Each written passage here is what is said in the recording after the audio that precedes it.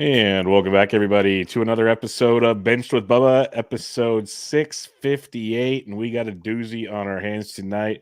We got two veterans in the NFBC game, especially in the OC game, but they got experience elsewhere on not just that. I just say OC because, well, we have the 2023 overall champion and the 2022 overall champion.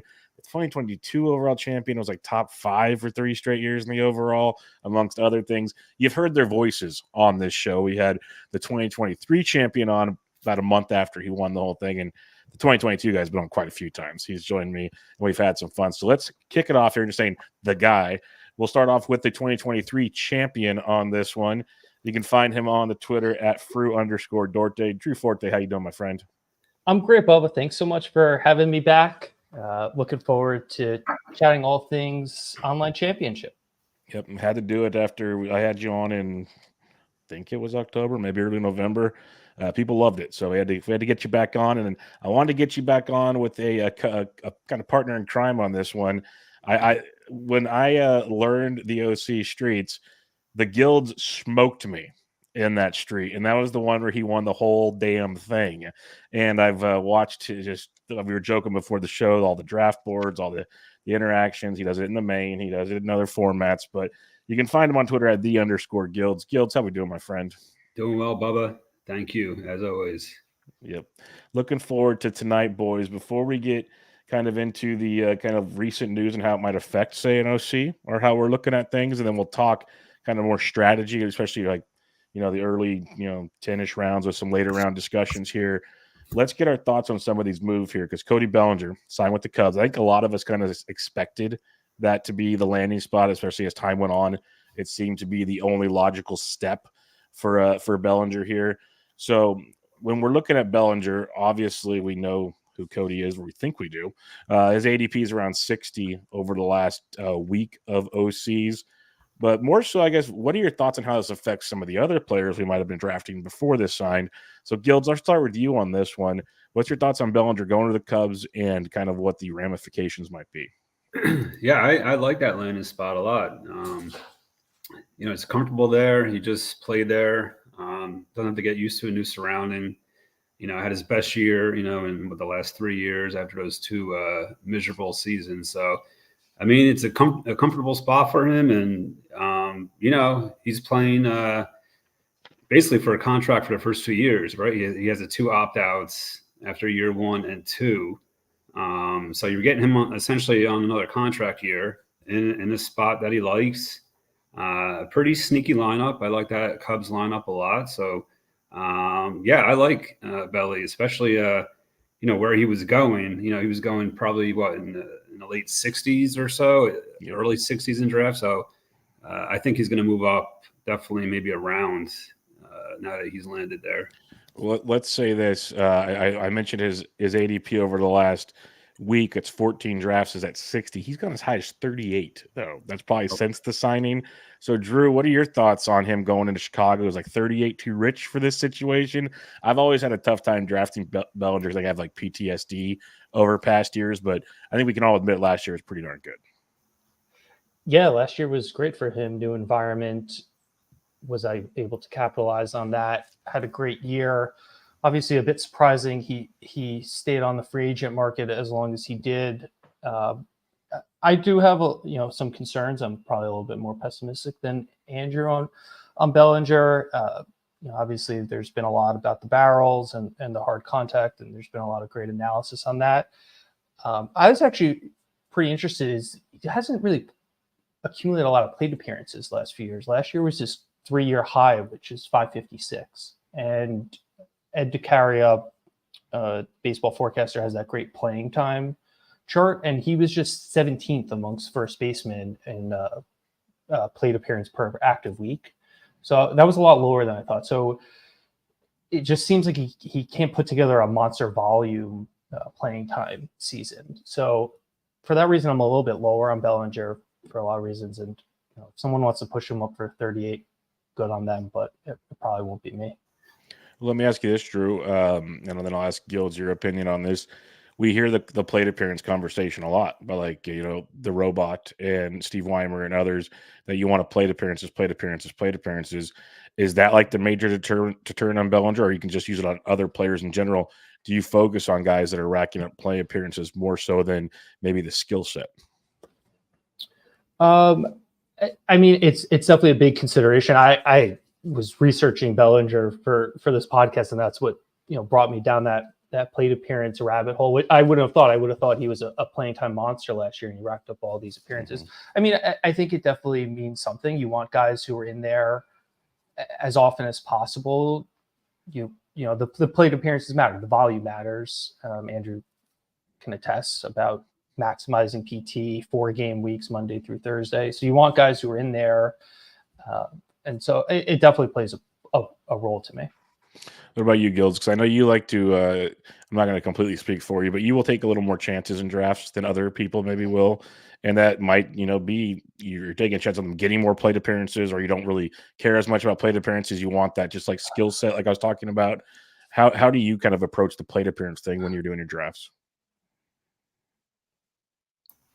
Yeah, sorry, my dog is going crazy. I don't get too wrapped up. I mean, in plate appearances, especially for these early round guys. I mean, if he's going to give me speed, and power, right? I mean, I like the price he was going at before. Now, I mean, if he's moving up to, like you said, 30s, 40s, even, that's not a target of mine. But where he was going about 3 days ago, I liked him a lot more. Let's put it that way. But I mean, it's a concern. But I do like that contract. I like the idea that he's still playing for the big money, and that means something for some of these guys. So if he falls to me in the right spot, in the right draft, I'll definitely take a swing there. But again, it's not someone I'm overly targeted. Yeah. And the contract's a good point you mentioned, because it's a 3-year deal, but it's an opt-out after every season. So if he has a good year, he can go try to test the waters again and see where things go. All right, I'm going to start with you on this one, Gildz, because it's kind of your thing, the New York Mets. Kodai Senga, who I have a good amount of shares of before things went downhill here. Obviously, has the injury, got the PRP shot, going to be shut down for 3 weeks to be reevaluated. A lot of things can still go right. Things can still go wrong. It's the risk reward we're looking at here. He's gone as low as 359 now in OCs over the last week. What are we doing with Senga? Because I'm just scared to even click that draft button right now. Yeah, you can't draft him that early. And my last OC, this was post the news. I mean, he went somewhere like 8th or 9th round still. I'm like, you can't take him there. It's a guy. I think it's good news that we got that he could be thrown in a few weeks. But still, if you ask me right now, if he's back June 1st, I would sign for that right now. So you're looking at 2 months out, best case scenario. If that's a guy, if he falls in the 250 range and you don't really like another pitcher out there and you feel pretty good about your staff early on, you might take a gamble on him there. But yeah, I mean, this is the shoulder in any pitcher. That's the worst news you could get. So drafting a guy already hurt is always a sketchy situation. But when we're talking 360 and a 12, that's like your last pick. Yeah. So it could get that late. Yeah, you take it. I wouldn't let him get that far in a draft, but yeah, anywhere 250 to 300. Like I said, if there's a pitcher I'm not really loving in that spot, and I would take a swing. What about you, Drew? How you feeling about this Kodai Senga thing?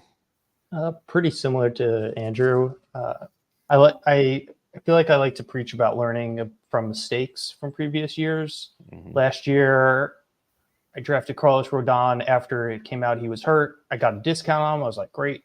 Fell into maybe 10th round. I was like, awesome, discount on him. He'll be back in a couple months. And obviously we know how that turned out. So I'm with Gildz and not willing to draft him unless he falls way down, where if the news gets worse, I can cut him in the first week of Fab and not really have second thoughts about it. Easy cut is always a nice thing to have, because you guys have both preached it on this show and other shows that some of those late picks are all about those guys that you have no problem cutting if things go south. So take those chances. And Senga's a guy, because what if you draft this weekend and you go get him at pick 340 or something, and then in 3 weeks he starts throwing again, like Gildz said, is they're saying, okay, June 1st we're back and things are good. It's a big if, of course. That's the optimistic side of it, but that can be tremendous. I mean, ADP 340. So they're talking even sooner in this area.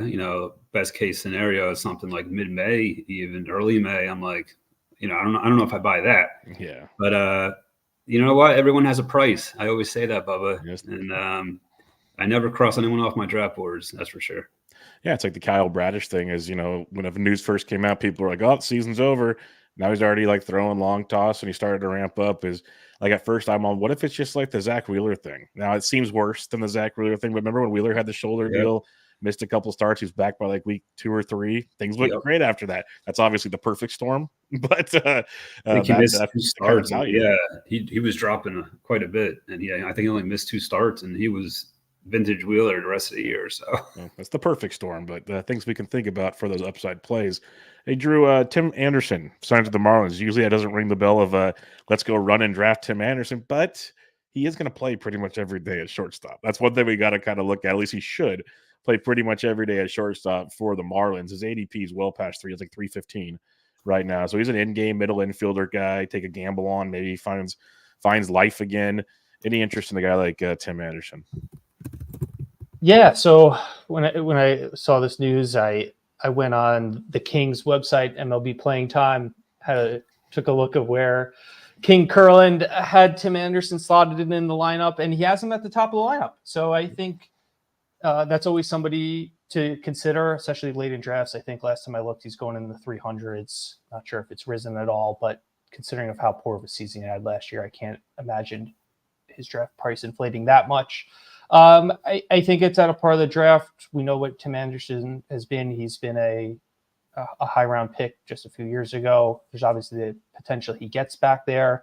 So in the 300s, it's worth a gamble. And it's just a guy, if he's not producing and the power is not back at all, it's a guy you got to move on quickly from, because he's not worth holding on just because he's playing. Yeah, we saw how bad it was last year. I got him for $1 in an auction last night as my shortstop at the end game, so I was pumped on that just to give it a shot. Gildz, what are your thoughts on Tim Anderson? Is he going to see him, in the NL East and all? Yeah, I mean, like Drew was saying, a late round flyer. I'm looking at it. He's got 7 home runs over his last 875 plate appearances. Is that bad? 7 home runs. I mean, and now he's playing in Marlins Park, right? So, Yep. I mean, what are you hoping for? Like a decent batting average, 8 to 10 homers, maybe. Even his steals were down. Again, he missed a lot of time, but yeah, I mean, he's age 31 season now too. I mean, I think we've seen the best of Tim Anderson. But yeah, as a middle infielder, late, you missed out on the guy you were targeting, sure, but it's not a guy I'm going after. Yeah, I think you're banking on obviously a change from the White Sox, maybe just organizational change, and maybe the Marlins can unlock something. Obviously, the White Sox, there's been a lot of turmoil in that organization the last few years. So I think he was playing through injury also. So I think you're kind of banking on those things to see a production. But like I said, it's not a guy would wait long to see if he makes improvements. If he's coming out the gate slow, 100% on that one. Manny Margot probably doesn't move the needle in a 12 very much. We'll just kind of go with that. But he's going to platoon in the outfield in Minnesota. We've seen a little bit of power, a little bit of speed from Manny in the past. And I guess more so the question is to kind of like see where things shake out. Looks like he'll be platooning with maybe Matt Wallner in that situation in Minnesota. So, Gildz, what are your thoughts? Is this Manny Margot thing just kind of a moot point, more of a streaming thing, or is this whole Wallner-Margot platoon something of interest? Yeah, I'm never a Manny Margot guy. He's always somebody you pick up in these 12s off the wire. You ride him for a week or two, and then he turns into Manny Margot again, and he's not playing as much. It's more of a DC play, I guess. But, I mean, he's not a guy that you should be drafted, at least in the 12s. Yep, I'm with you. Any thoughts on that, Drew, or do you want to talk about another streaming option here in Enrique Hernandez, who just gives a team with so many options even more options now? I'll just say about Margot is just obviously watch how that impacts their left-handed bats. The quotes I read about from their front office is exactly that, is they want to spell their left-handed outfielders against left-handed pitching. So I would just be how that impacts some of the other guys in the Twins outfield playing time. In terms of Enrique Hernandez, obviously they just think he's a better version of Manny Margot. Yeah. You know, reading the quotes, they just clubhouse, the players love him, everybody loves him. So it's basically a Manny Margot replacement. Saw a quote, Dave Roberts said that, of course, he's going to play against left-handed pitching, filling in at center field, shortstop, and third, and that's where Outman, Lux, and Muncy are. They're left-handed, so just see him moving around the diamond, spelling those guys against the left-hander. And obviously, if you're drafting Outman, Lux, or Muncy, you have to know that they're going to be sitting against lefties at some point.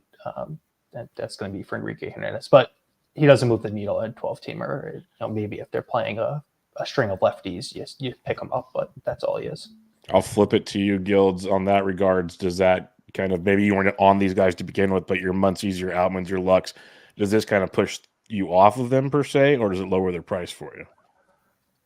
Yeah, no, I think that's more of the angle here. And like to the Matt Wallner angle, yeah, I was pretty high on him, but if they're going to be platooning him, that definitely takes him out of the mix, at least in 12s.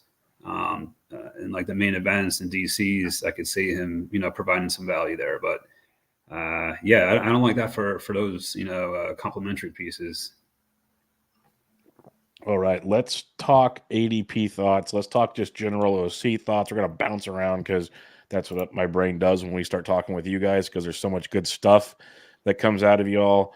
So we'll kind of start at the top.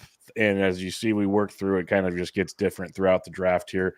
But one thing that's fun to compare 12s to 15s is starting pitching. Like in 12s, and I know I've seen at least in the Gildz boards early on, I kind of have his thought, like I could go 4 hitters pretty easily and get some pitchers I'm like totally cool rocking with. And when you look at ADP right now, Strider's the only guy going in the first round over the last week or so. Like he's the only pitcher. And I think we all know who Spencer Strider is. And there's argument. You're not going to really tell anybody, no, you're dumb for taking him in the first round. But you're not seeing a bunch of other guys up there like we'll see in 15s come main event season and whatnot. So I'll start with you on this one, Gildz. What's your thoughts? Like, are you cool with Strider going first and all these other guys waiting? Do you think more guys need to come into the first? How do you kind of see that playing out? Yeah, it's funny you bring up Strider because my last OC, so I KDS'd the 4 pick like very late, maybe like third to last, because I think, there's a clear top 3 in my eyes, but I view all those hitters 4 to 12. Like you can make a case for any of them, I think. And Corbin Carroll does scare me a little bit with that shoulder. So I ended up getting 4, of course, because that was one of the ones I didn't want. And I was just thinking about it. I'm like, I don't have any Strider yet. I'm like, if I'm going to take him, I don't care if this is the min pick on him. I think maybe it was, or 3 was. I think it was 4 in OCs. But I decided to go with Strider and just build a team from there. And I'm pretty happy how it turned out. But yeah, it looks like Strider's the only first round pitcher. Then you get the Cole, Burns, Wheeler sometimes in round 2. But yeah, it's definitely a little more spread out than normal this year. What about you, Drew? Are you kind of on the same page? And do you foresee a world where the spread out pitching is much more of interest for you? Yeah, I think it makes sense, especially in early season. Again, it's what you're comfortable with. If you really like Garrett Cole, then you shouldn't be afraid to push him up if you're drafting the back half of the first round. Again, you like to map it out. So if you map out, if you're picking in that 9 to 12 range, map out your next few picks and see what bats or pitchers are available to you. And you can map out with Garrett Cole there. You can map out with one of the hitters and see how your build looks. And you go from there in terms of pushing up. And I'll say also, I think, obviously, we know in the main event, starting pitching gets pushed up. When those drafts happen in mid to late March. And in my experience, is not every OC, but in some OCs that if you draft later in March, you'll see start of the same push up happen. So I do think you'll start to see some of those starting pitchers get pushed up, especially if we start to see more starting pitcher injuries.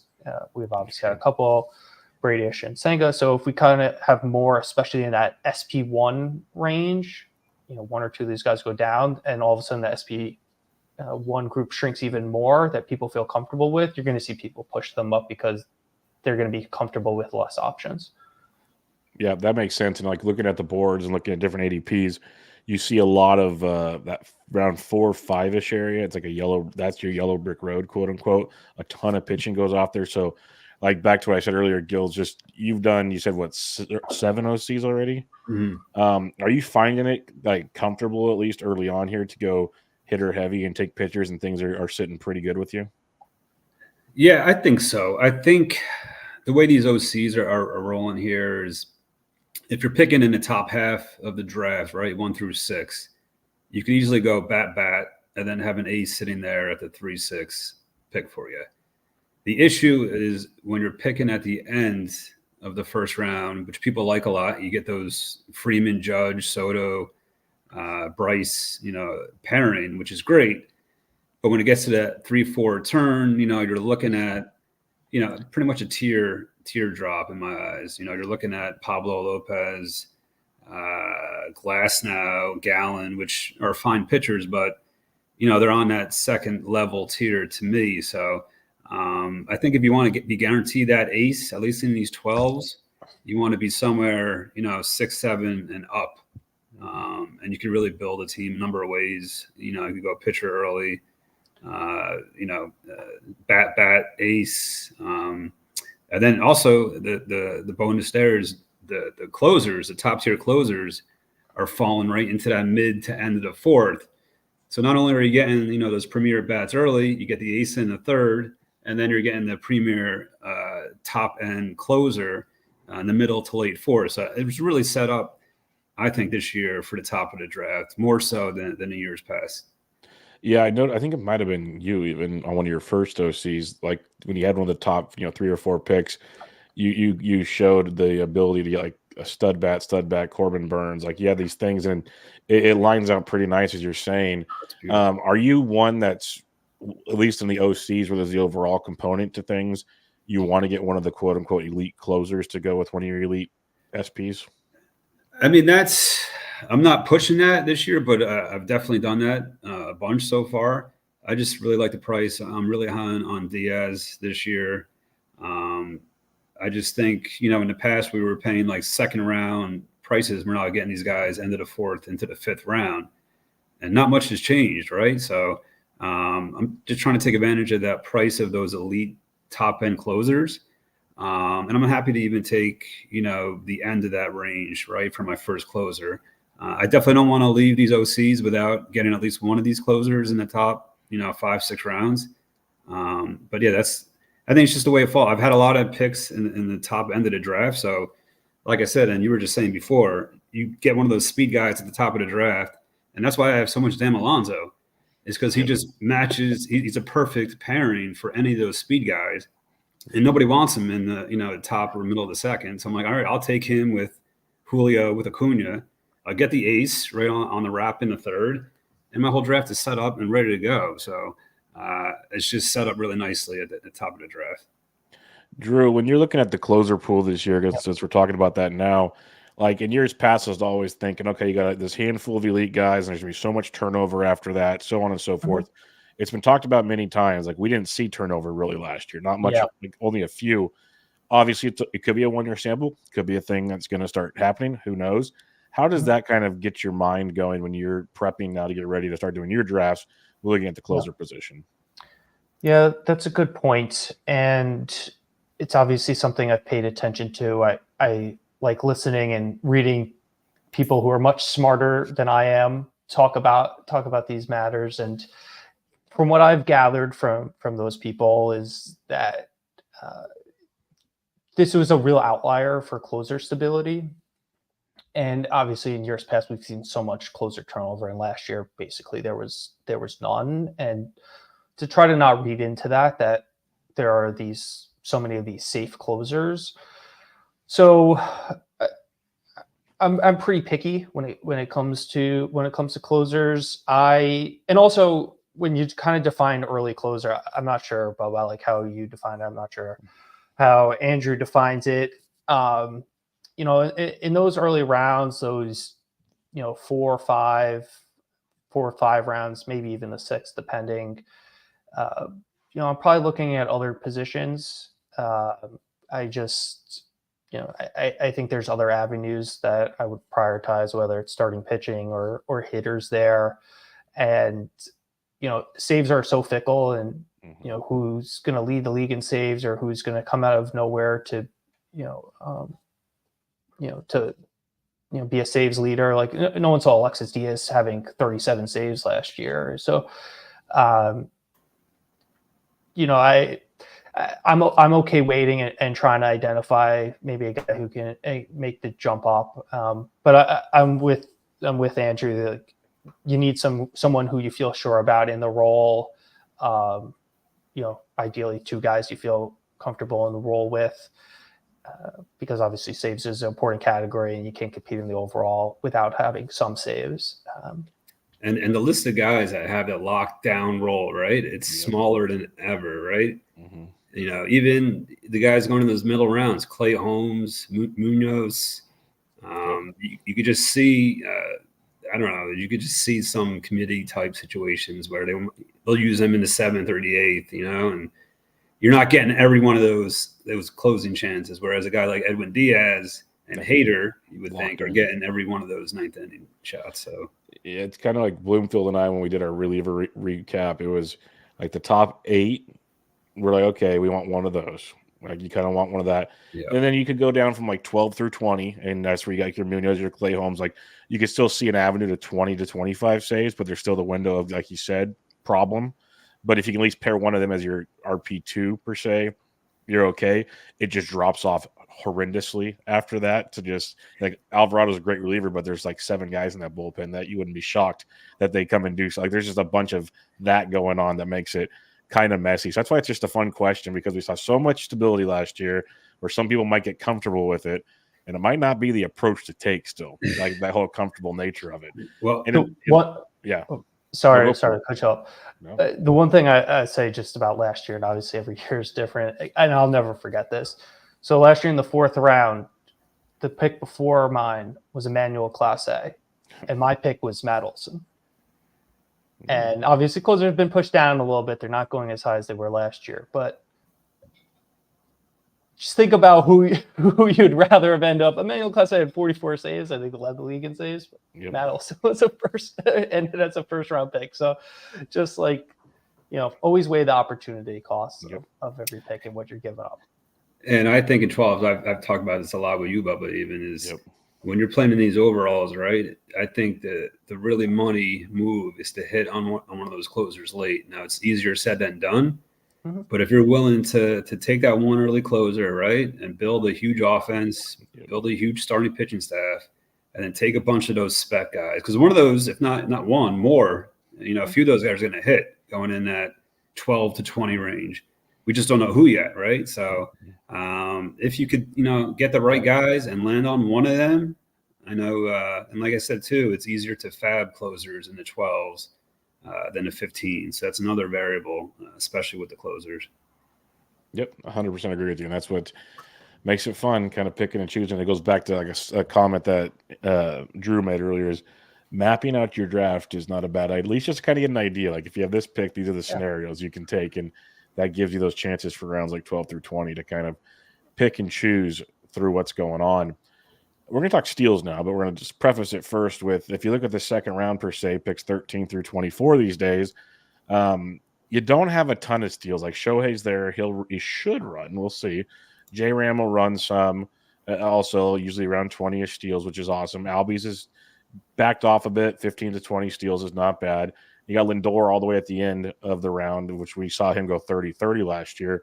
But as a whole, compared to round 1, where it's just loaded with stolen bases, that's kind of the perks to taking those early bats. It kind of dries up a bit. You get some great hitters, but more like 4.5 category guys, and then some of those pitchers you talked about. So to you, Drew, and I guess it's a kind of a grouping here. There's not a ton of steals in round 2 compared to round 1. We also saw the steals environment go crazy last year. So how are you attacking that in your mind going into draft season? Yeah, in terms of round 2, I wouldn't worry too much about, getting steals in round 2, especially like Andrew said. If you know the Gildz doesn't, he gets Alonso, so we got that under control. Yeah, but if you have a top 5 or 6 pick, if if you get Acuna, you don't need to draft steals for the rest of your draft. It's like a more than a third of the steals you need for your entire team potentially. But any of those guys, Bobby Witt, Julio Carroll, like they're already a good stolen base source. So I wouldn't worry as much about it in the second round if you get a guy who doesn't steal, because you already got a good base. And in the back half of the draft, and I think this is what Andrew's talking about, you have two power guys. You got to you have to map out where you're going to get your steals from later, because those power guys they're good players. They're safe. They return value. Obviously Jose Ramirez is in there. He does steal bases, but some of the other guys around there, like, don't steal a lot. So you just have to map it out, and you have to, I wouldn't avoid those guys just because they don't steal bases, because you can get stolen bases later in the draft. You just have to really map out where you're going to attack the stolen base category from. Yeah, I'm not avoiding. I have a lot of Harper, a lot of Alonso. I'm a fan of all of it. Jordan's there if he ever stays healthy. We all know that scenario. That's a beautiful thing. So, Gildz, you're going the Alonso route pretty much. We know that. We've seen that. You've kind of you opened my eyes to that like a year or so ago, just the beauty of that scenario. And it also opened my eyes because power, it's a category I think a lot of people take for granted per se. But then every season, as we get late in the fantasy baseball season, it's just like, I thought I drafted enough power. Like, what's going on here? Like, you not even close to enough power. So kind of you can group this together if you want, Gildz, where it's like the steals environment where you could probably find steals later, but then all the power that you do need where an Alonso or those guys come in handy. How are you kind of attacking after that first round pick, I guess? Yeah, I think it's interesting. People used to say you get power late and everything. And, there are some guys that are, an easy 25, 30 homers. But that does come with, the 220 average and probably no speed to boot. I just like Alonso. I think, people are looking at that 217 average from last year where he was unlucky. He got the injury. Like, there's so many reasons why, that batting average sat there. I mean, he's a guy that's, easily has 50 homer potential, right? You could probably lock him in for 40. He's going to get you to 100 RBIs and 90 runs. He'll even steal 4 or 5 bags. But I think he's more of the 260, 270 hitter that we saw previously. Last year to me is an outlier. So I'm just viewing that as a discount, right? Where he could easily outperform Olsen, who's going, a good 10, 12 picks ahead of him. So yeah, I just like that pairing. Like I said earlier, with the early speed, Alonso, he plays every day. Like, the guy is just a machine. So I think it's a very safe pick, and obviously with the massive ceiling, and it just sets you up for your draft. Moving forward, you got good power, you got good speed. That's what I like to do early in drafts, and I think it just sets you up pretty easily to move how you want, and maybe zig when others are zagging throughout. So, 100%. Drew, we'll kind of waiver off of that and go with I'm going to jump to a different question on the outline. We'll backtrack, but with the steals comments, the power comments, so on and so forth, are there any stats you really want to bang hard early in your draft, just knowing things change as the draft goes on? Or is it kind of more, like you said, you're going to map it out, you're going to flow, what you like later, some targets here and there? But are there any like certain stats you're looking to make sure you have more of a, I guess, upper edge on early, so as the draft goes, if things fall the wrong way, you're still sitting pretty? Stats early. I like to be balanced. I think when you're balanced, Phil Dussault, the could do keep all draft options open. You want to stay balanced so that you can take the value as it comes to you in the draft, and that you don't feel forced. I have to take this position. Oh, I have to take steals here, or that you can kind of let the draft dictate where you want to go, and decide that you have multiple options to take. So I think it's about balance. And again, it comes with the mapping. It all depends also like where you're drafting, right? Your KDS will kind of depend, like, okay, maybe I've mapped it out. There's stolen bases here later, so I can push up power a bit earlier. Or, like Gildz says, it's like, oh, I'm targeting an early closer. So I'll take one, starting pitcher later, or, hey, I don't have to worry about a closer in round 10. And that's where, some decent batting average goes. So that's where I'm going to target. So not to, avoid the question, but it really kind of depends on where you're drafting, because the first round is such a dichotomy between those guys who steal a lot of bases and the guys who kind of don't. And that kind of just will dictate, how you approach those later rounds. But again, you want the balance where you're not falling behind in any of the categories, really. Because you need a balanced team to compete in the overall, and to compete in your league alone. You need a balanced team to win. What are you seeing so far, Gildz, in your 7 drafts? Is there like a certain stat that you maybe need to attack a little more early just because it's not as prevalent later on? Or are you just comfortable knowing the pool that you can kind of navigate all over? Yeah, I think, I track my categories throughout a draft. So I try to, keep pace and see where I'm deficient throughout the actual draft. But yeah, I'm just trying to balance it, as we move along. I always say it's like a puzzle, but like in real time, right? And it's to me, the best players are the ones who put that puzzle pieces together in real time with that 60 seconds on the shot clock. So that's really it. I don't think there's a method to my madness, really. I mean, maybe a little bit, but I'm just trying to build these teams cohesively and the best construction-wise that I can. And just at the end of the day, I want that puzzle to be complete. You know what I mean? When I see round 30, that final buzzer, I'm looking at a beautiful jigsaw puzzle right in front of me. So, 4D chess is a draft board. That's what we're doing out there, trying to piece it all together. And a part of that, putting that puzzle together and everything. You guys mentioned KDS a few times. And Gildz, we'll go to you first on this one because you've done a few drafts already, and then I'll get Drew's thoughts on what he's thinking about. But you mentioned the fourth pick was one of your last choices because you didn't want to be there and whatnot. Where are you finding kind of your happy place so far? Like 12s, there's a lot more flexibility than a 15, where you kind of a 15, you already know, like, hey, I need these 3 picks early type thing. Where a 12, obviously there's wiggle room. But what are you finding so far you like KDS wise? I like Acuna at 1. Really? See, I didn't even put him on the outline. I'm like, we're not going to spend 20 minutes on Acuna. Yeah.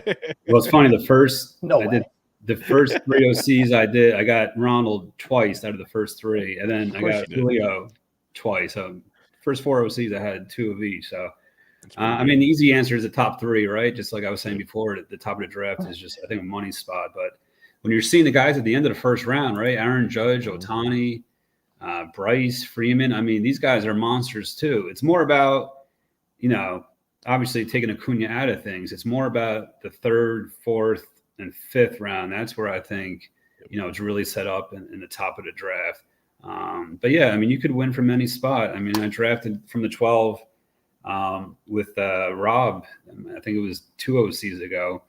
I had Freeman, Judge fall to me, and then I got Michael Harris, and then at the turn, CJ Abrams. So, I mean, you start a draft with those 4 bats. I mean, I'm like, screw pitching. I'll figure it out later. So just take what the draft gives you. And I think, from any spot in a draft, you really can build a monster. You just got to take advantage. Man, a 3rd round Michael Harris is what dreams are made of right now. Every time I see him sitting there in a 3rd round, I'm like, good God, how do you not click that button? I was seeing, 4 or 5 picks ahead of me. I'm like, see Harris. I'm like, they're not going to let this guy fall on me, right? And another pick goes by. Okay. Another pick goes, I'm like, oh my God. So yeah, that team looks pretty awesome. That's pretty sweet. Yeah. There's something that Gildz said, but we'll go to Drew here in a minute. But one thing that stuck out, I learned this kind of from you when you smoked me in my first ever OC, was kind of take what the draft gives you. Because I remember you had, I think, Alonso already, and then Goldie fell, and you took Goldie. You're like, I don't care if it's a first base corner out the gate. I don't care. Because, there is the quote unquote, like, you can't do that so early. Why would you lock up these positions conversation? But you're like, this dude's falling. Why am I passing? I'll figure it out later. And that's something that's stuck out to me since that day.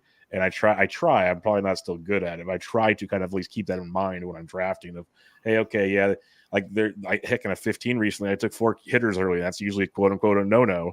And I was like, these guys just keep falling. Like, I'm taking these 4 guys, and we're going to figure it out. So, yeah, I think when it matters and you see like a huge value fall like that one year, you take advantage of that. And I see people do that now where they're taking like a Lindor, then an Ellie right after him. I'm like, to me, that doesn't make much sense because you're not really getting much of a discount on Ellie there. But if I see a position that I'm doubling up in, and I know it's a great value, and it's screw team need at that point. I want to take the best players at those spots. I'm not letting those guys fall. So I don't care if it's two first basemen, two second base, you name it. If there's a huge value dropping, I'm going to take that player. I completely agree. Drew, so what do you think when you're looking, as you're prepping here for your OC season, what are you thinking on your KDS? Yeah. KDS, probably straight butter, maybe a little bit tinkering early, like around the 4 through 6 range, we'll see, but pretty much straight 1 through 12. I feel like it's an advantage with those top picks, just between the balance, the stolen bases, it opens you up the rest of the draft. And I wanted to build on what Andrew was talking about with the puzzle and the drafts and taking value is, as much as I love to put together scenarios and map out, every draft is different. And I think that's, what Andrew has been really successful at. I had success with it last year, is when you get into your draft, as much as you study ADP, and I love looking at ADP and how it's changing and where guys are going, every draft is different.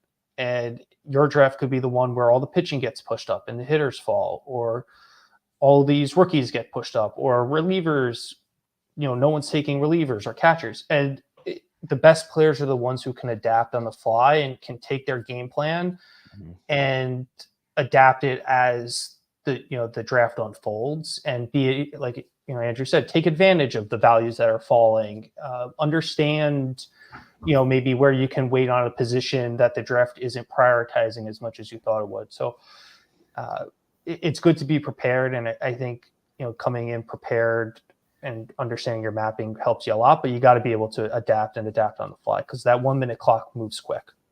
Moves very quick, very, very quick. So with you guys on that one, just for fun, I wanted to throw him out here, and Gildz actually mentioned his name earlier, is what are we doing with Ellie? Ellie's got an ADP of 25. Like, he's right after Lindor. He's on that 2-3 turn in 12s right now. He's gone as high as 19, which actually, on the way the hype train was rolling at the end of the season, I'm like, this guy's going to somehow find the first round. This is going to be ridiculous. He hasn't really, which is good, I think. But I'll start with you on this one, Drew. What are you doing with Ellie? Because, this is a flaw of mine. I'm just kind of like, I'd rather have Lindor. There's other guys. I guess I'm going to take these other guys around him that Ellie just doesn't make it on my squad. So what are you thinking? So I think I'm mostly out, but I'm not as out as I thought I would be. I think if you're doing a bunch of teams, if you have a bunch of teams, home leagues, NFBC, whatever, it probably makes sense to take Ellie one time, just because the chance that he exceeds expectations. And, we're talking about a guy who could be the number 1 overall pick next year if everything breaks right and he proves. So I think to leave all of your drafts, if you're doing a ton, to leave them without him at all, I think you're missing out on opportunities. Also, just a lot of fun to watch. Let's say if you're doing 3 OCs, how many Ellie shares would you have? Just asking for a friend. 3 OCs, personally. So I'm going to do 5 this year. So 3, I would say 1 at most out of 3. I think 2 out of 3 where he's going in the second, third round, you're opening yourself up for a lot of just downside potentially. I like to diversify those early round picks. I don't like to put my eggs all in one basket, especially with Ellie, whose range of outcomes is as wide as anybody. So that's how I am. I'm a little bit risk averse, but I will say what I more, dove in and, read some quotes. I'm less concerned about them sending him down to the minors. I think he really, really have to struggle for them to do that. I think at worst, they're going to move him down the lineup, which obviously impacts plate appearances. I think maybe they'll try him there down against lefties. He struggled against lefties, but it's a guy who's also improved like at every stage and has done better against lefties. Minor league split stats are very hard to find for some reason, but RotoWire was able to find them on RotoWire. So in 2022, and these are pretty small samples, I'll say, but 2022, his OPS against lefties was 871, which was really great. And 2023, this in the minors, his OPS was over 1,000, 1143. So obviously we're talking small samples, but he struggled a lot against lefties last year. But he figured out a way to overcome them in the minors. So if he can take that next step against lefties and get more consistent, the speed upside is out of control. He's got multi-positional eligibility. So you can see how things can go really well for him. And obviously there's downside and there's risk. You may never figure out lefties, maybe pitchers adjustment. That's what baseball is. It's a game of adjustments. The best players are able to make adjustments, just like fantasy baseball. The best managers are able to make adjustments and figure out how to exploit the values and accumulate the best stats. So we'll see if with Ellie can make the jump. I do have a bold take. I have a bold take, and I got to preface for all the listeners that my podcast appearances, anytime I've had to do like player analysis or player like takes, I'm like batting a 0. my record is atrocious. So take that with a grain of salt. But I think I would take Ellie De La Cruz over Francisco Lindor. All right, Gildz, that gives you the floor. It's so funny you said it. I was just about to say, I don't know how anyone takes him over Francisco. I know, that's right. I know your love for Lindor, and I like Lindor a lot too. It's like, this is a good transition. You guys do this for me. Go. Yeah, I mean, Lindor is probably like my favorite, which is fun. I don't have any yet, which is funny to say this, but to me, he's like my favorite second round pick. I don't have any because I always take Alonso ahead of him, but I mean, I don't know why you would take I mean, you're just kind of wish casting there, right? I mean, for what, the extra 10 steals, 15? I know, and people think Ellie could steal upwards 50. Yeah, I guess if everything goes right. But Lindor, I mean, he plays 160 games every season. He had 30-30 last year. He's going to hit you 260. He's going to knock in, 100 runs probably, score 100 runs. I mean, he's just such a safe, easy pick there. To me, I don't think that the upside of Ellie supersedes, what you're getting with Frankie Lindor. And I think Frankie's going a little ahead of him right now, finally, but early on it was one pick ahead of him right now. Okay. I mean, early on it was definitely De La Cruz going ahead of Lindor. So, to me, I think, I think Ellie can hit that higher end of his outcomes for sure. He did strike out a ton though in the minors, right? I mean, what was he, like 28, 29% strikeout rate in the minors? And usually that doesn't bode well in the big league. So I'm kind of on the train where I don't think he's getting sent down, but I could see something like where he does. He hits you 230, he hits you 35 homers, and he steals 30 something bags. And he's not going to kill you in that spot, but that batting average, I just can't envision where he's going to give you a nice, even neutral batting average. That's really what scares me there. Yeah, and that's what makes Ellie so fun, though. You're getting that with Frankie, right? You're going to get that 260, 270 average for sure. Just lock that up. Where that's really what Ellie we don't know. Let's just put it this way: on that wonderful app we like to go on called Twitter, there's going to be a lot of victory laps in both directions, no matter what Ellie De La Cruz does this year, because it's a strong thing. And I think at least we have the right approach. Like, okay, we have justifiable concerns, but there's also like a world where, okay, in the perfect world, okay, guys, we could be pretty dang good. But it's like, is this the year he does it? Like, I feel like he's like a year away type thing. Like, get more comfortable. I don't know. I think, I'm like I don't really have a strong take either side. I honestly think he's going to be good enough to stay up in the bigs all year, but not hit that crazy ceiling everybody wants. But he'll be still a very productive fantasy player, if that makes sense. Let's have a fun one here. ADP aside, because they're going like a couple rounds apart, I think. I'll start with you on this one, Drew. Would you rather leave your draft with Ellie De La Cruz or Royce Lewis? Ellie De La Cruz. Like Gildz. 100%. I'm thinking Gildz by the facial reaction. I think I know the Gildz answer. Wait, no cost associated? No cost. Stayed at the same price, just in the season.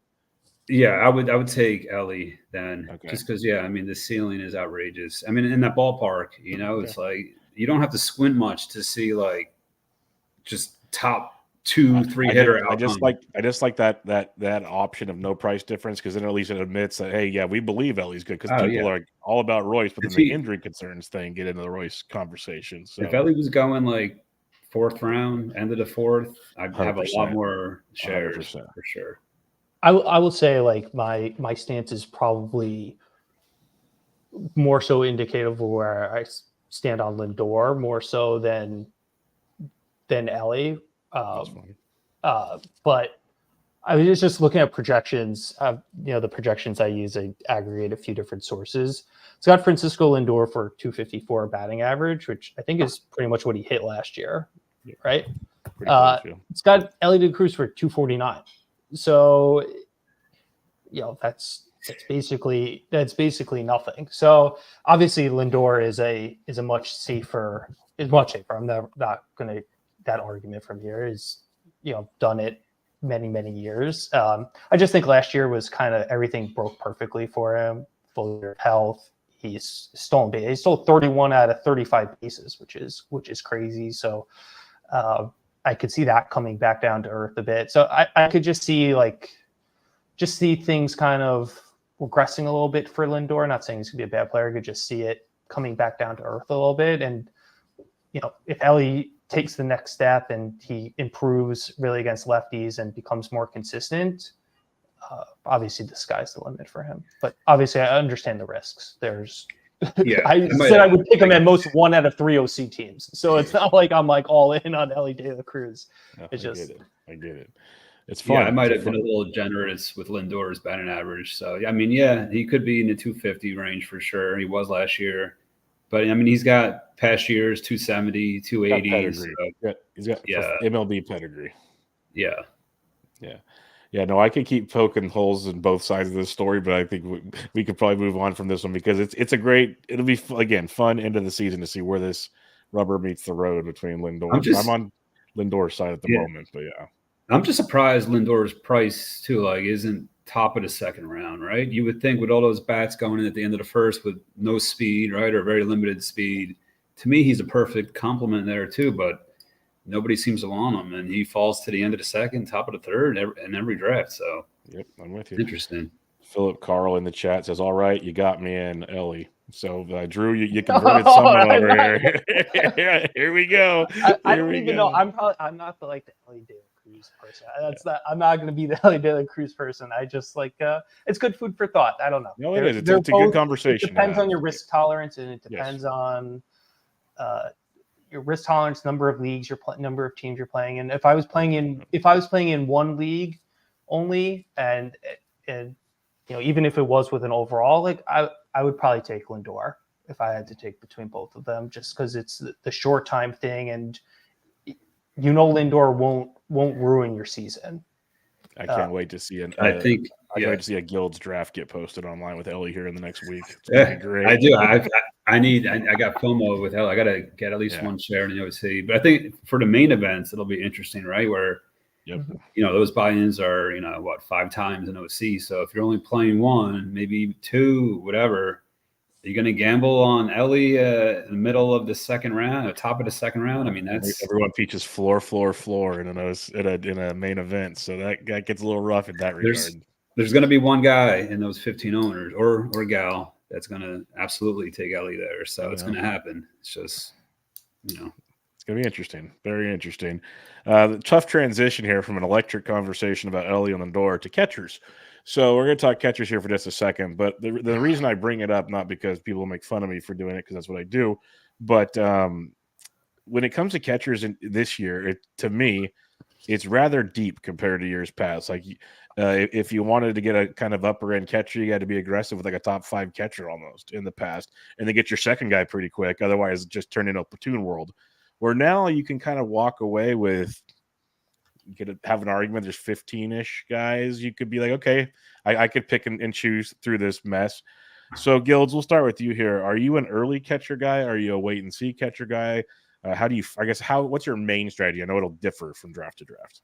Yeah, so this is my favorite year for catcher by far. Beautiful. Like you said, it's so deep. That's why I have 0 Adley. I will have 0 Adley at that cost. It's just the fact that you're getting these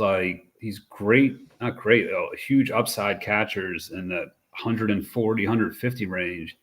I mean, I do like to grab, one of those, top 5 guys. Because again, after Adley, the price just drops, right? You have William Pierce maybe another 20 picks later, but then, it keeps falling another couple rounds. You get Yainer Diaz. I have a lot of Yainer Diaz. To me, if you're getting him in the 9th round, 10th round, you got Salvador Perez going in round 12, right? So it's like, how is anybody taking Adley Rutschman in round 4? You're giving me Sal Perez, 100 picks later.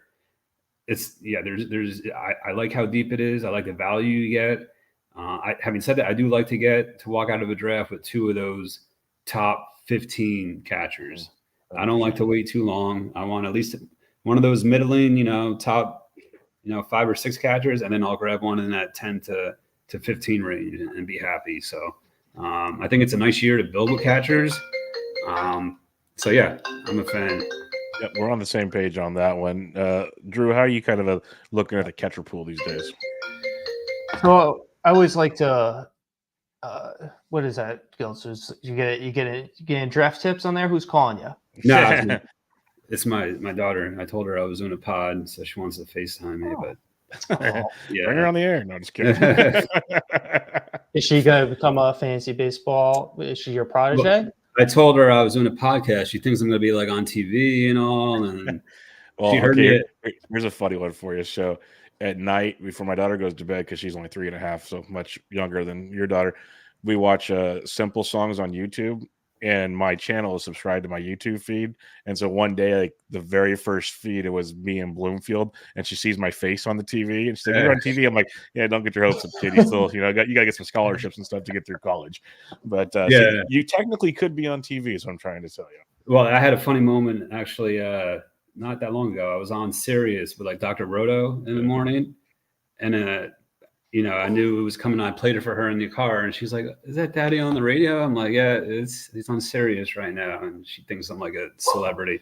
And I tell her I am sort of a celebrity, just in a very small niche community. That's all. We're weird celebrities for sure. Weird celebrity.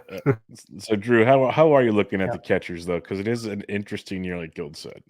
Yeah. So I think the way I think of early catchers is maybe like those first 70, 80 picks or so, 60 picks in that range.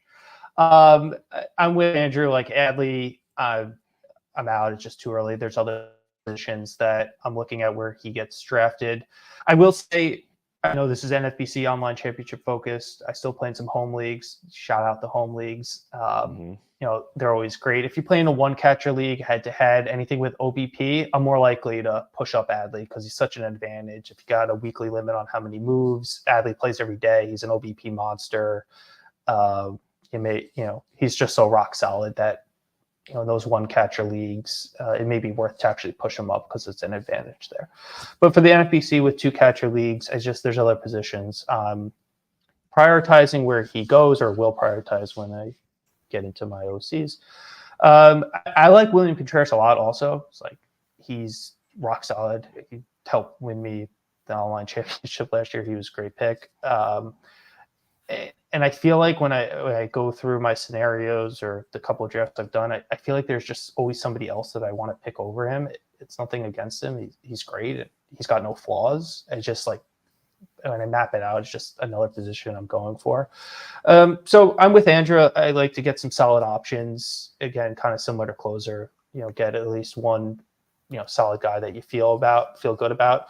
I will give the argument for streaming a catcher just last year, just to give people a different point of view. There's obviously no right or wrong way, but just to show, especially in the online championship, there's so many different ways to attack it and to do well. So last year I had William Contreras as one of my catcher. My second catcher I streamed, and I didn't end up with anybody good the whole year. So 142 at bats from Christian Betancourt, 129 from Yan Gomes, 47 from Travis d'Arnaud, and then 20 or less from Campusano, for me, Connor Wong, Omar Narvaez, and Jose Trevino. Those composite, what is that, like 8 guys or so? So I got 14 home runs, 39 runs, 61 RBIs, 1 stolen base, things, Connor Wong. But the real kicker was that those guys accumulated a batting average of 272. That's tremendous for catcher. So obviously only 378 bats, but I didn't take on a sink of batting average by streaming my catcher too. So is that repeatable? Can I do that year in and year out? I don't know. I'm trying to figure that out myself with how I do my catcher strategy. But just for the listeners out there that, with some work and diligence, you can stream a catcher second position in the online championships and not kill your batting average. So just some food for thought. Yep, that's something I've preached for a while because that's like Rianer Diaz last year.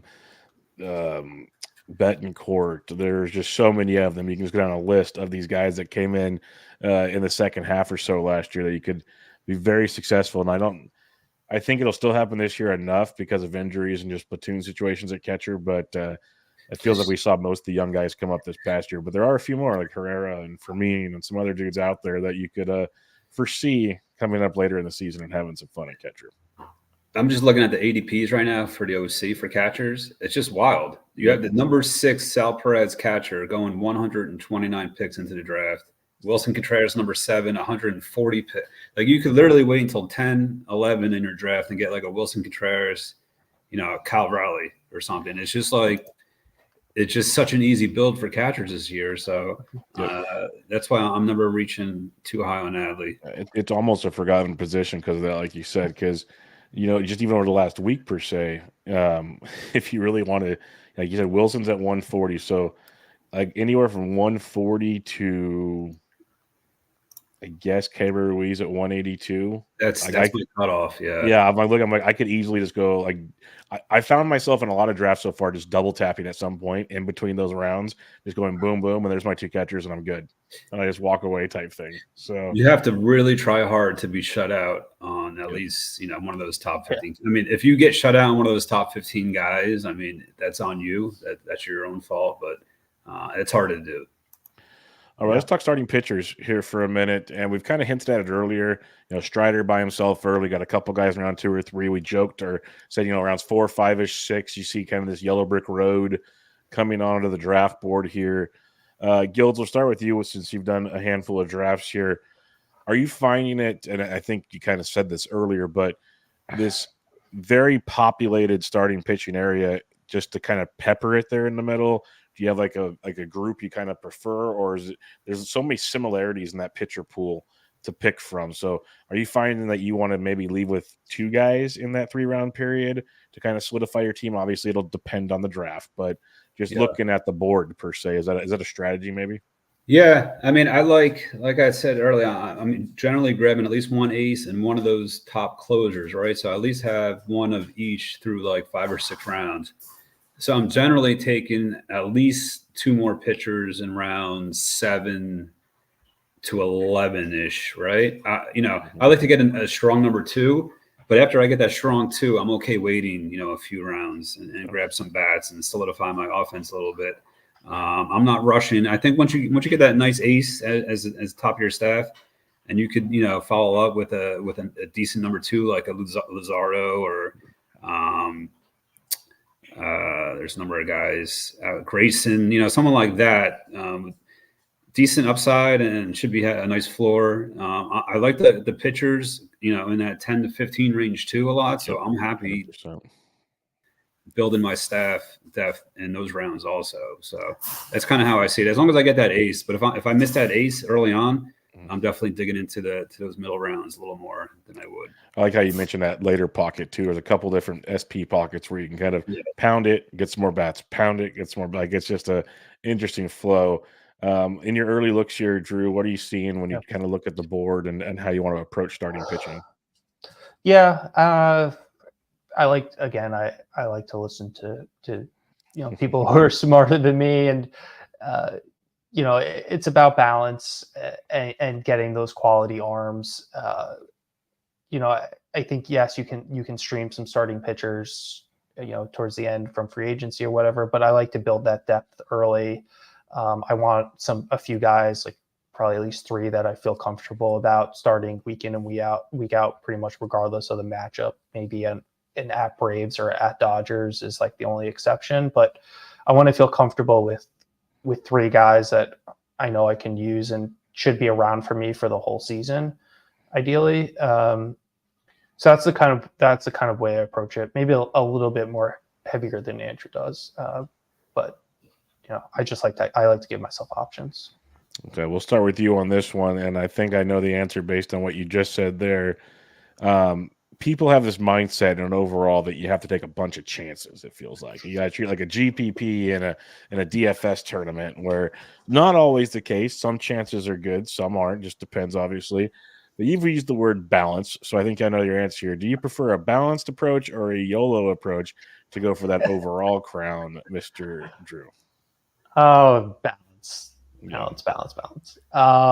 Last year, my 4 picks were Ohtani, which obviously had some risk. He got injured both as a hitter and a pitcher. Obviously, still a solid floor as a player. Then Mookie Betts, who's like, people were writing off last year as a kind of a boring veteran. And then McClanahan, who's, a bit risky, but he was less risky than the pitchers going around him, was Sandy Alcantara, Max Scherzer, Verlander. I remember picking him ahead of all of those guys. And obviously he worked out much better than all of them for the time he was healthy. And then Matt Olson. So, those guys, none of those guys are like super sexy. I guess maybe McClanahan was. But, they're just solid guys who play every day. And, I think there's opportunities to take chances later in the draft, but you want to, build that core and, like you said, get the value, get the guys who are playing every day who have that big upside, but safe floor. What about you, Gildz? Are you more of a YOLO balance? What's your approach here? Nah, I mean, similar to Drew, I do like to balance my squad out, but I do also like to take risks, where I think there's high reward in these drafts.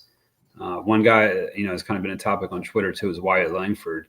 Yes. And I have a lot of him, and I was getting him in the 150, 160 range. He's now creeping up a little bit in the 140s last I saw. But I mean, that's a guy that, to me, the price and the risk and the reward is just so high there, at least on the reward side. I mean, if it takes a month to get called up, that's fine. I'm happy, stashing him for a month. But that's a guy that could come up there. And it's funny, I posted this on Twitter too. The 2, 3, and 4 picks, right? We got Witt, we got Julio, and we got Carroll.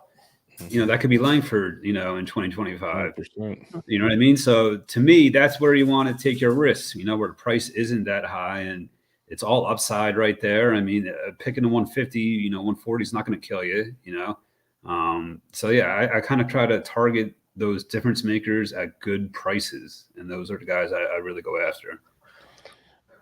How many stashes are you good with at the end of draft day?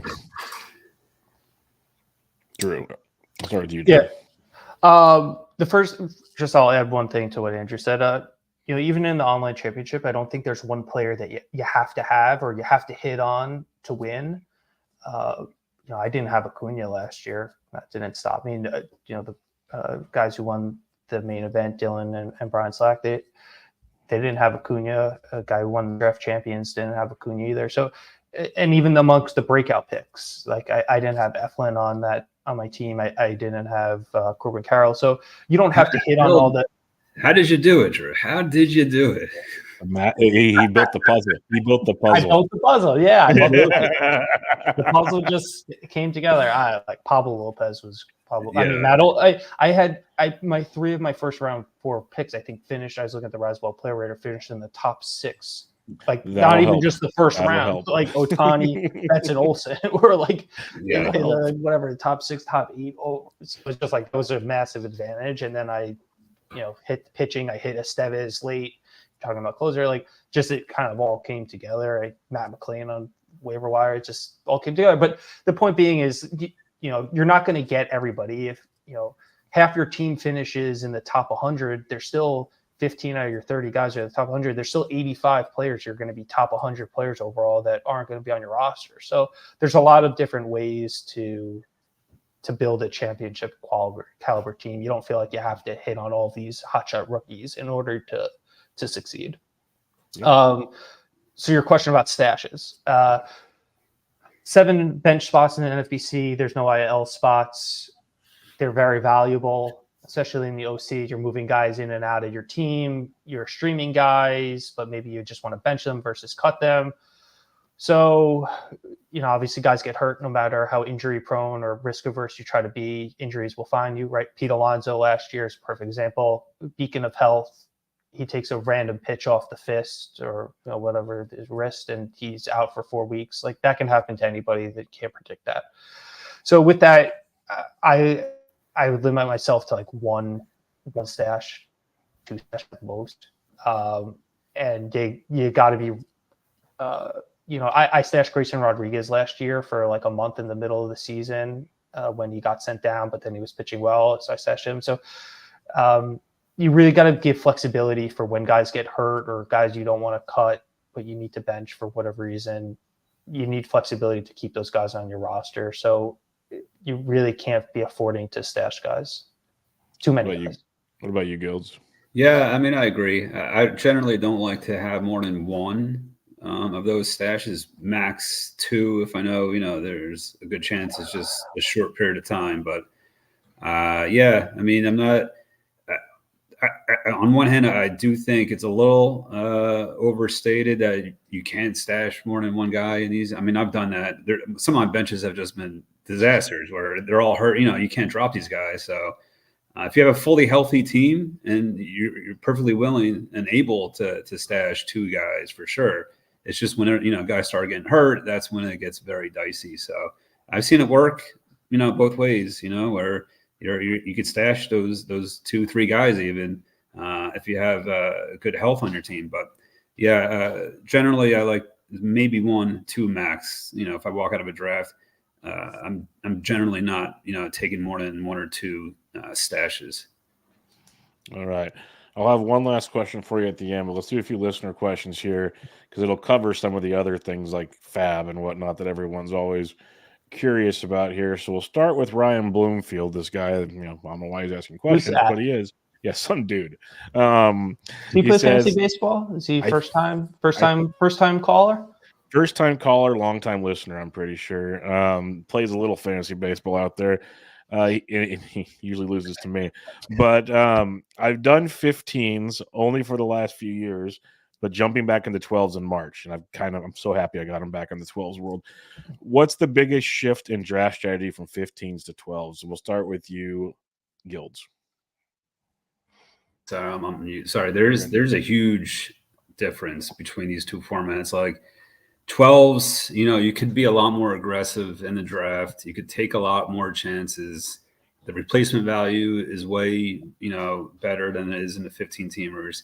You have that leeway, that flexibility that you don't have in the 15s. In the 15s, you got to get those at bats. You got to get that playing time, right? You got to be a little more, boring with some of your picks. You can't be reckless and super, aggressive early in the draft. I mean, you can.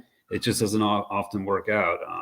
So I think it's just you have to have 2 different mindsets where, the 15, you have to be a little more measured and conscious of where, what guys you're taking, the health and all that kind of stuff. Where in the 12s, you definitely have there's a little bit more runway to take some gambles where you wouldn't in the 15 teamers. What about you? What's your thoughts on that one, Drew? Yeah, I think a lot of what Andrew said is 100% correct. I think one of the biggest differences is probably catcher, especially even this year. Like the drop off between the 24th catcher and the 30th catcher, I think is really large. So it's an opportunity to push up some of those earlier catchers because it's I illustrated streaming catchers in 12s, but I would imagine 15s. It's a bit very harder. Difficult. So I would say that's one area. And then, what you're going to get out of your later round picks, you have more replace those guys who fail in the 12s and 15s. Like you said, the rookie is so much higher. So you're more shooting for upside, and then you just have to be ready to move on from those guys quickly. I feel like when I hear people talk about their frustrations with 12s, it's like, I didn't realize it was playing this guy, maybe Gene Segura last year. He was in my roster see ya. Like you got to be vigilant on that on the 12s because there are better options and like to not get stuck with a guy who sucks. Yeah, that's a great point also. It's like if you're in 15, like in the main event, fielding 5 outfielders that play every day can be challenge. It can be a challenge in a draft. I mean, the amount of players drafted over in the 12-teamers, it's pretty stark. So you could find yourself in trouble if you sleep too long on outfielders, and you're playing platoon guys as starters. That's never a good feeling. Whereas the 12s, you're never playing a platoon guy. So there's you just got, like I said, you got to be a little more measured and a little less aggressive than you would be in the OCs. Yeah, and again, this people make fun of me for I like the catcher comment there by Drew, because just in the 2 auctions I've done over the last week, the 15-team auctions, if you don't pay up and get one of those, all of a sudden you're stuck with Jake Rogers, Patrick Bailey, like all these guys they're at bucks, so it's nice in that regard. But you're sitting there going, when you look at your board at the end, going, oof, like that's not the world we want to live in. Which in a 12, you'd probably never get stuck in that situation. So yeah, and picking out of like the 15 hole in like in a main event, it's a really difficult draft. You know what I mean? 12s, you pick out a 12, you could find your way pretty easily. Still, like people say they don't want 15. I mean, you do not want the 15th pick in the main event. I don't want, like I've even said in the DC 15 for sure, but like I love 1 obviously because you get Acuna, but after like say round 4 or 5, even that end sucks. Like you don't like you get that great start. Don't get me wrong, but just those ends in those 15s can just be and you miss the runs, and like you said, catcher. Like next, you can't sleep on catcher. Next thing you know, you're starting the 27th catcher off the board and a backup or something. So it's dangerous, right? You've got to be willing to jump, guys. I think if you draft, absolutely, more so 15 than 1 because you start off with Acuna, but even 1 at some point, it's so many picks in between. That you just have to be. It's a tough mindset. It's one I struggle with too. I don't know how you deal with drafting from the turns, but it's just such a different mindset than the middle. You have to just be convictions and just throw ADP out the window. Yeah, because guys just never going to get back to you. Yeah, like 60 picks or no 30 picks, right? 30 picks. 30 picks. Yeah, it's a long 30. It feels picks. Like 60 picks at times. So it crushes you. And people say you could win from anywhere. I'd be surprised. I'd like to see that data from the 15 hole in the main events. I can't imagine it's a lot of free agent work probably on that. Yeah. JP Variant asks, do you have a target in mind for hitter pitcher splits in the first 10 rounds of your draft, first 20 rounds? Like, I know we kind of talked about, like, getting a star pitcher closer rounds 4 through 6, so on and so forth. But we'll start with you, Gildz. Like in the first 10 rounds or first 20 rounds, do you kind of have a split on what you're looking for? Or is it, again, your philosophy of just kind of take what the draft gives you? Yeah, I know it's cliche. That is what I do. I don't ever go in. Like I see some of these people draft like with these crazy builds where they're going like 10 hitters at the gate and 10 straight pitchers. I mean, that's not going to win in the overalls. I mean, I know it's fun to do, I guess, but you got to build an 11,000 point staff, right? And you're not doing that passing on pitchers for your first 10 picks. So I just like to keep it balanced. I'm not a guy that's going to sleep too much on pitching, so I do like taking pitching early. But again, I'm not going to reach for it if I don't see it, if I don't find the value there. And, if it's not a guy I think is worthy of that pick, I'm not just going to take him for the sake of needing a pitcher. Right. So, I'll gladly just add to my offense and figure it out later. So that's pretty much how I approach the drafts. What about you, Drew? Yeah. Like I mentioned, want to feel comfortable with like at least three guys. I feel are, they're in my roster, my lineup every week. I don't really have to worry about them. So ideally looking at the board of getting those guys before round 10. And then after that, you're just kind of picking your spots, building that depth, figuring out the guys you like. And obviously the board kind of opens up more then as people start going different avenues. So that's how I approach it. It's part of the balance. Balance includes starting pitching. So, you gotta have to make sure you have a good core amongst those early round guys. And there's a lot of pitchers late I like this year too. I feel like it's more than in years past. So, yeah, I do like that ace early, but I feel comfortable drafting a lot of late pitching this year. So you definitely take your shots late if you feel comfortable in the pool. There's no doubt about that this year. Taylor Johnson asks, first time getting into the NFC contest, and I'm doing one OC and one draft champions. How does your strategy differ between the two, where in one league there are no roster moves and the other has fab throughout the year? So not so much the 12 versus 15 part of it, but the, no roster moves. So you can just the depth part there versus fab. I'll start with you, Drew, on this one. Yeah. How do you kind of differentiate that? So obviously the draft champions is 50 rounds versus 30 rounds for the fab. And I think the fab aspect makes a big difference. And I would say the big difference probably is in those rounds 16. I'm trying to do pick comparisons, but so what is that? Like between pick 160, 180 to 360. So whatever, call it even 200 to 360 picks. I think those are going to be the big differences between the two, because in a draft champions, you have to hold on to those guys throughout the whole year. So you're probably being a little bit less risk averse, banking more on secure playing time, not passing up the upside, but you don't want to take as many shots. In an online championship, between rounds, 16 and 30, those last 15 guys, 5 of them may, you're lucky if 5 of those guys are on the team by the end of the year, just because you're churning the spots, injuries, whatever. So you can take more, you can replace them pretty easily. Versus a draft champion, if those guys or they really suck, you're relying on a much later draft pick to replace them. So I think that's probably your biggest difference, is like in that zone of going for a little bit more secure in the draft champions versus the upside in a fab league. What about you, Gildz? Yeah, it's a good question. I think, and I've learned this over the years, which I didn't know early on, is like draft champions, you're just trying to get the at-bats, get the playing time, right? It's like a war of attrition. You just want healthy guys that play a lot, right? So my DC drafts are usually a lot more boring. Not usually, they are. I just want that volume. I want guys that I know play a lot of games, that are pretty durable. Because, a lot of teams in these DCs, you look at your bench, in July, August. I mean, you got the Red Cross going down your entire bench of guys. Yep. So to me, it's the DC is more just, obviously it takes a good draft, but it's really health. That's where you can stand your ground and even gain ground. Is most teams don't have those healthy guys playing a lot during the summer. So, you build those teams that are deep and have the multi-position guys on those teams as well.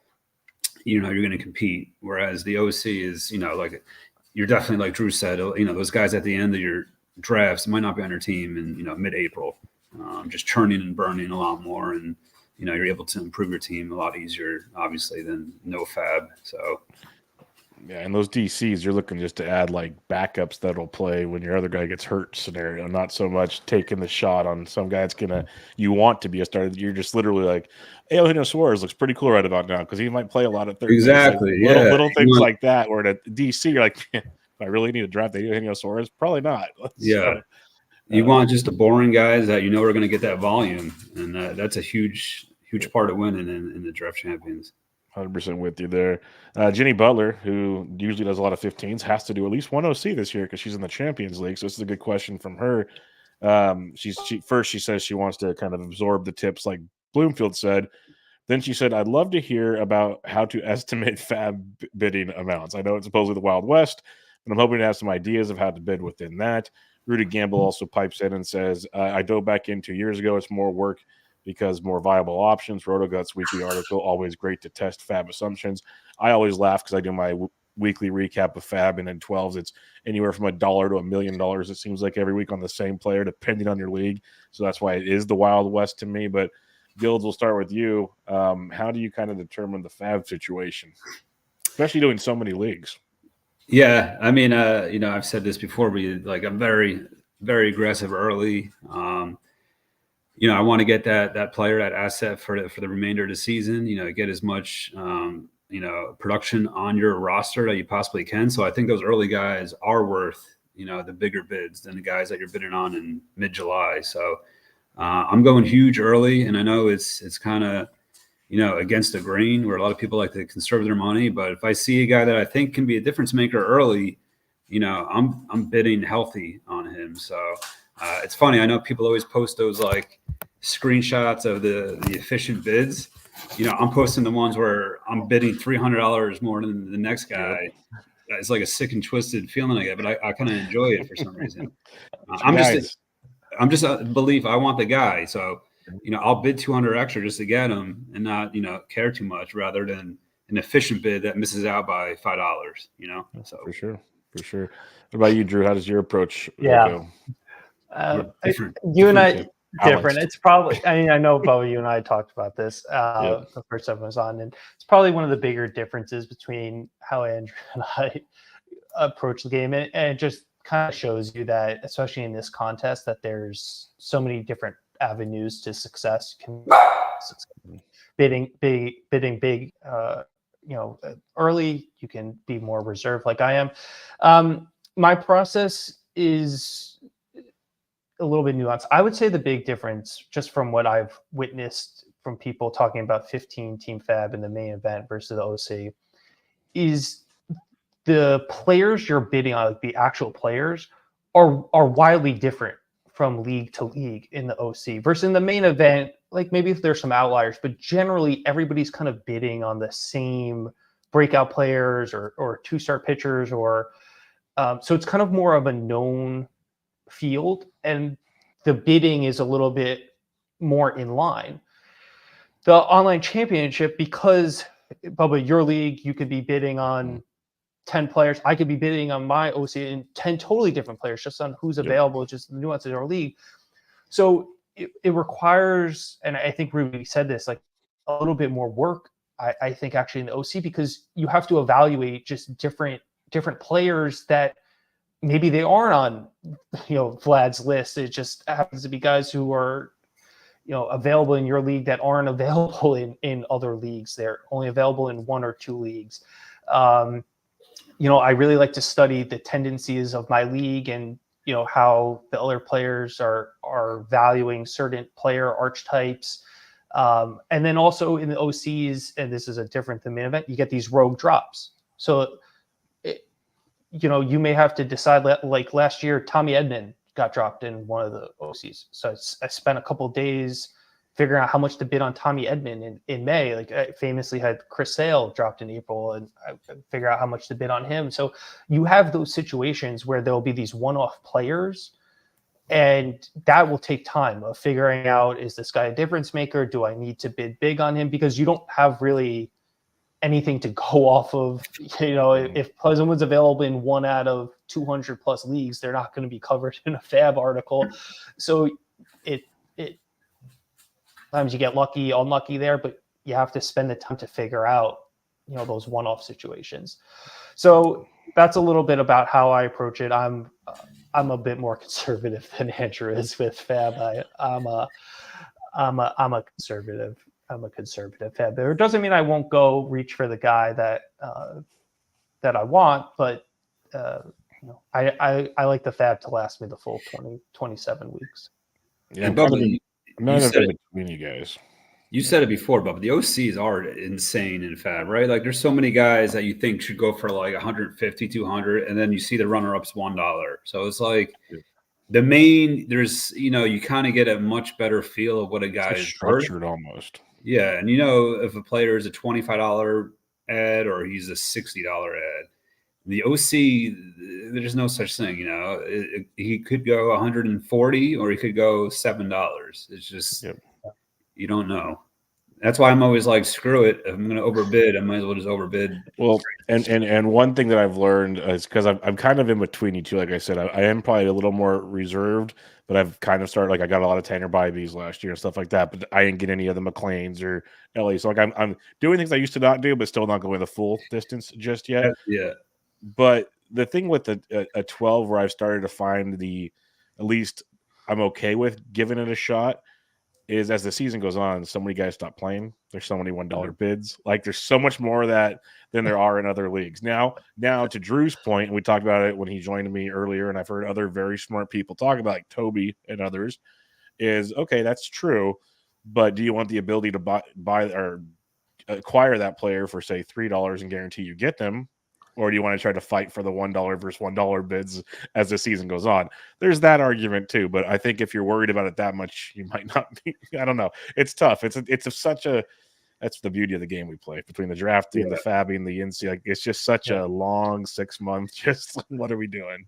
And that's the downside too of my style is I was out on all the Ellie fab bidding, Bybee, I was out on all these guys. So, that's the risk that I take is that, I hope to hit on those early guys, but if I don't, I'm not getting the later guys either. So that's just the way I go about it. And I don't know. Plus, you can enjoy the summers a lot easier. That actually does raise a good point and helps answer Jenny's question. Two things.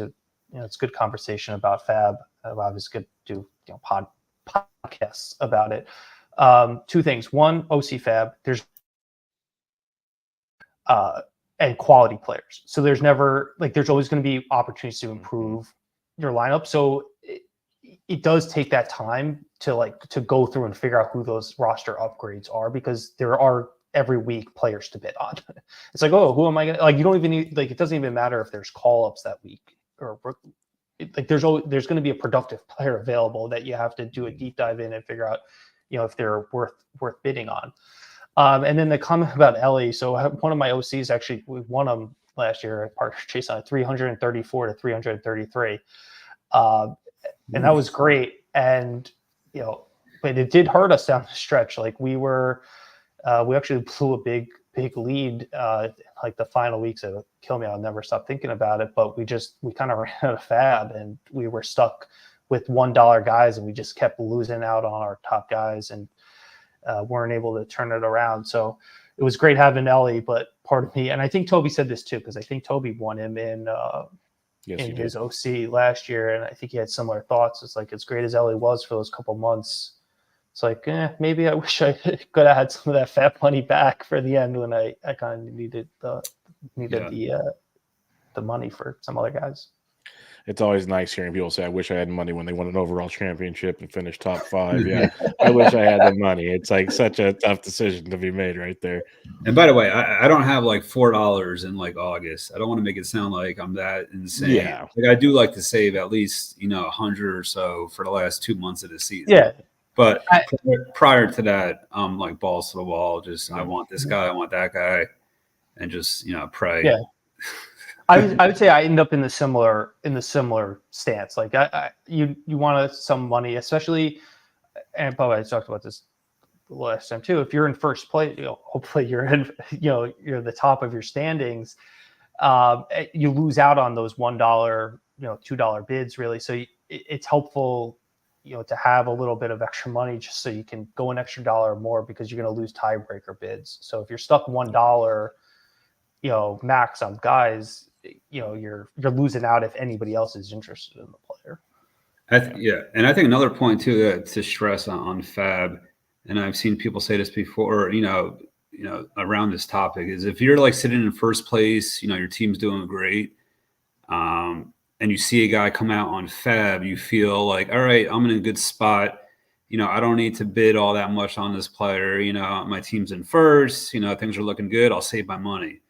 To me, those are the teams where I'm bidding even more on, because I want to make those top teams I have that much better, right? So and to keep it away from your opponents. Yeah, and it's a fallacy. It's like, all right, I'm doing well. You might not be doing well in a week, 2 weeks, So I'm always trying to make my strong teams even stronger.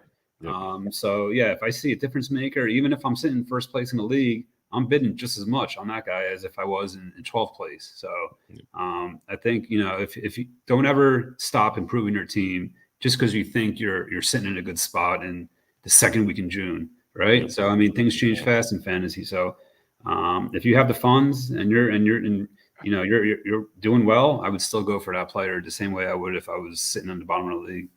Totally. Yeah, and these guys will talk about, and others will too, the whole churn and burning thing, especially in 12s.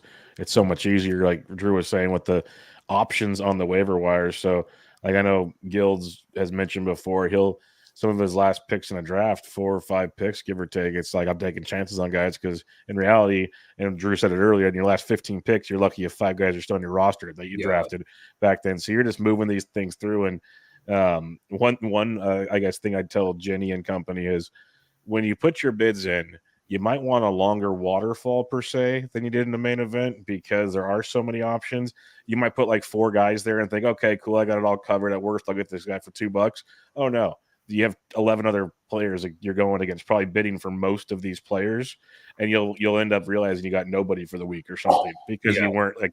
That's one of these. That's for me what I've noticed. You have to really go deep into the backup bids.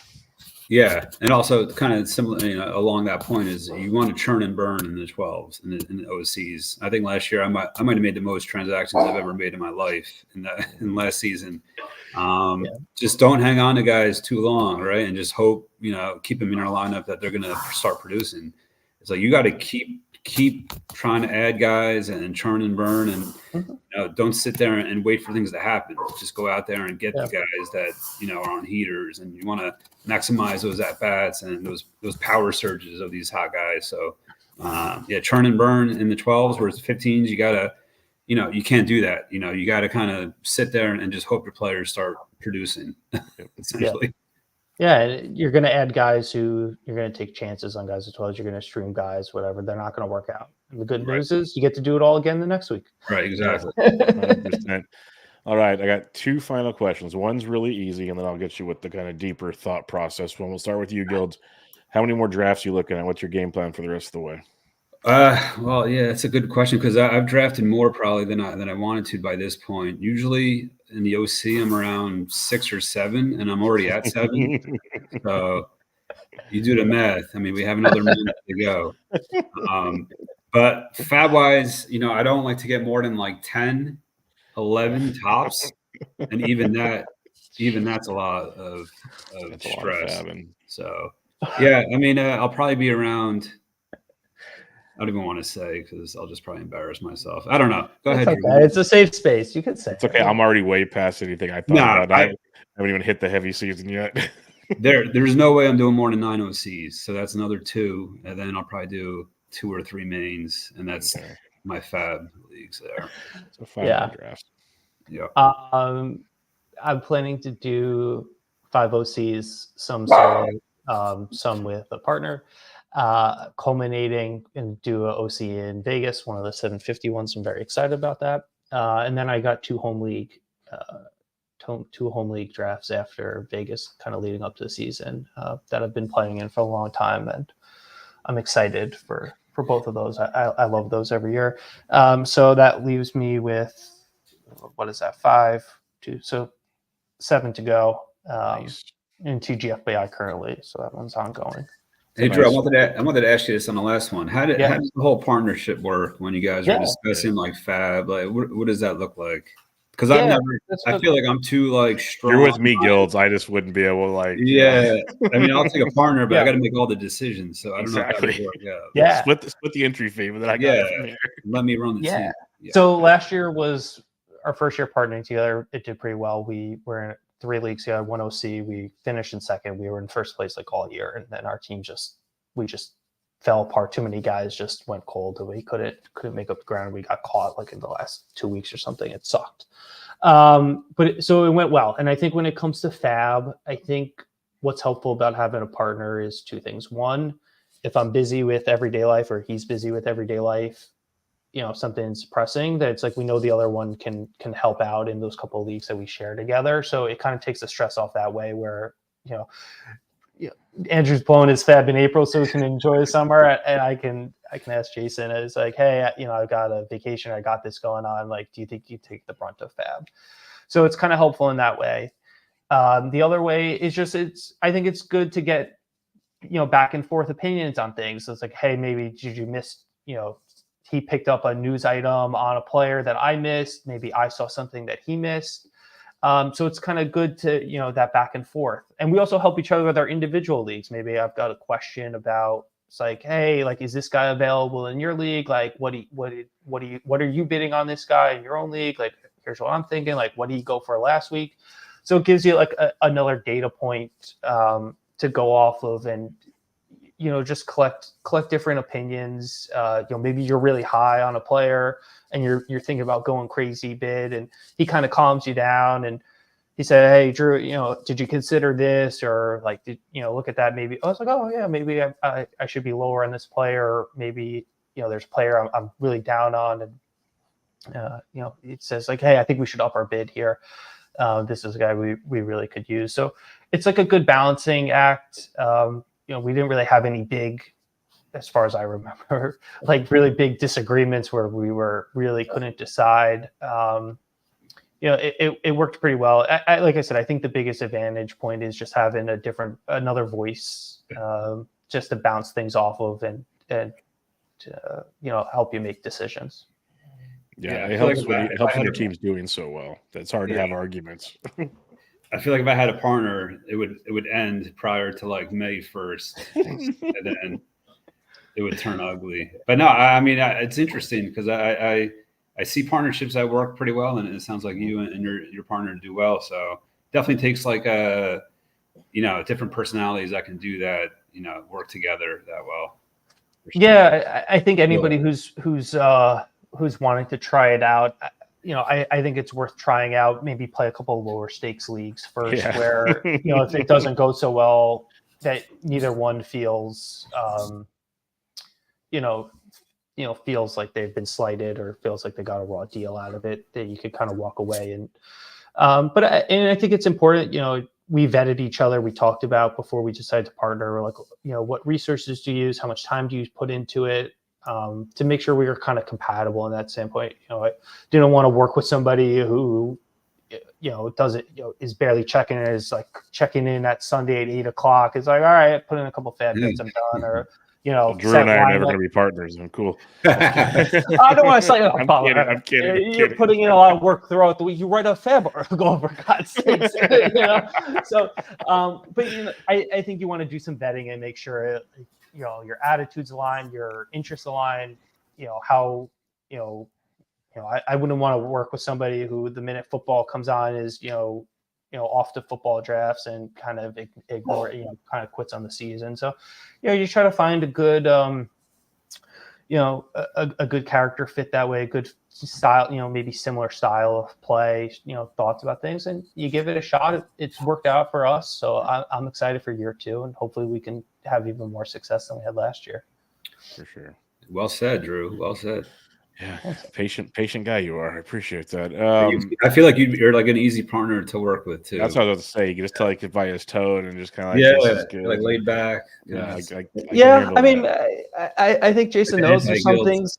There's some things that I'm strong about. That I definitely have strong opinions, but things are compromised. I know I don't know it all. I think that's part of the reason I've had the success I had is that there's people out there who are smarter than me, and listening to them has made me a better player. I'm never afraid to admit it. So I learned a lot from you, Andrew. I owe it to you a lot of success, and you, Bubba, too. You've done so many pods, you've had on so many great guests, and I've learned a lot from both of you guys. And Bubba just everything, just covered positional previews and team previews, and you're always on top of the news. And Andrew obviously has had so much success, one of the online championship players out there. So I've learned a lot from him, and I love learning too. It's one of the reasons I also like doing the pods with him is like I get to pick his brain. And why do you think I do these shows? What he's going through too. So I like learning too. So